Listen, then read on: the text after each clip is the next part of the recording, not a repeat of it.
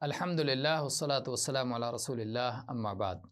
رسول اکرم صلی اللہ علیہ وسلم کے خضاب کے تعلق سے مختصر شمائل محمدیہ میں جو روایات ہیں انہیں ہم آپ کے سامنے ذکر کر رہے ہیں۔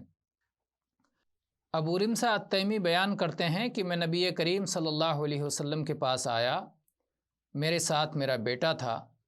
آپ نے پوچھا کہ یہ تمہارا بیٹا ہے؟ میں نے کہا کہ ہاں، اور آپ اس پر گواہ رہیے۔ اللہ کے نبی صلی اللہ علیہ وسلم فرمایا کہ اس کے گناہوں کا وبال تم پر نہیں ہوگا اور تمہارے گناہوں کا وبال اس پر نہیں ہوگا۔ کہتے ہیں پھر میں نے نبی صلی اللہ علیہ وسلم کے سفید بالوں کو سرخ دیکھا، آپ کے بڑھاپے کو سرخ دیکھا۔ امام ترمذی فرماتے ہیں کہ اس باب کی سب سے بہتر روایت یہی ہے، اس لیے کہ نبی صلی اللہ علیہ وسلم کے تعلق سے جو صحیح روایات آئی ہیں وہ یہ ہیں کہ آپ کے بالوں میں اتنی سفیدی نہیں ہوئی کہ آپ کو خضاب لگانے کی ضرورت ہو۔ ایسے ہی ابو ہریرہ رضی اللہ عنہ سے سوال کیا گیا، کیا رسول اکرم صلی اللہ علیہ وسلم نے خضاب کا استعمال کیا ہے؟ تو انہوں نے کہا کہ ہاں۔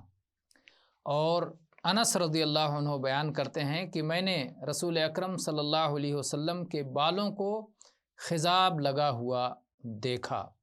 اور ایسے ہی عبداللہ ابن محمد ابن عقیل بیان کرتے ہیں کہ میں نے رسول اللہ صلی اللہ علیہ وسلم کے بالوں کو دیکھا، آپ کے منہ مبارک کو دیکھا، جو انس ابن مالک رضی اللہ عنہ کے پاس موجود تھے۔ میں نے دیکھا کہ اس میں خضاب کیا ہوا ہے۔